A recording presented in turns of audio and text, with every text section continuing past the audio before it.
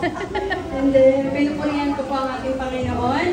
Tunay po na sinabi ni Ate Girlie na talagang katagumpayan na sa aming mga magulang na makita ang mga anak na nagpapagamit po sa paglilingkod sa ating Panginoon. Actually po, nung time na nag-speak si Heaven, to be honest, hindi ko po talaga siya natulungan. Hindi ko po halos na nabasa yung kanya pong gagawin. Kasi ako din po, sobrang kinabahan bago yung week na yon. Kasi napunta naman sa akin dahil may BBX. Napunta sa akin, kailangan kong magturo din about sanctuary. Talagang grabe yung stress ko po. Sabi ko, Lord, hindi ko alam yung sanctuary. Hindi pa ako ganyan kaalam dun. Pero praise God, talaga siya yung gumawa ng paraan. Hindi ko alam paano ko din yung na-deliver. Pero talagang yung Holy Spirit, talagang napakabuti ng Panginoon. Basta nag-ask tayo sa Kanya, talagang ibibigay.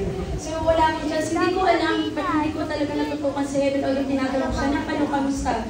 Kung kailan tuloy yung upuan namin, wala kaming chance para, tingnan yung niya. Talagang wala pong pagkakataon na hindi ko naupuan siya.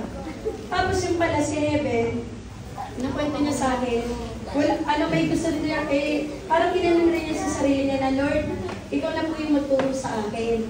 Ang galing din ng Panginoon, talagang wala rin siyang ewan ko kung may na-approach siya sa iba, pero ang niya nga, wala.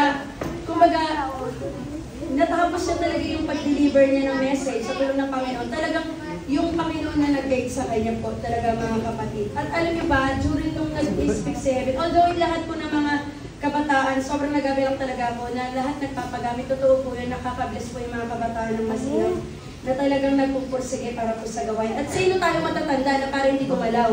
Kasi sila nga yung mga bata, nagpupursige. Kaya nakakahiya na hindi tayo gagawa kahit sa maliit na paraan.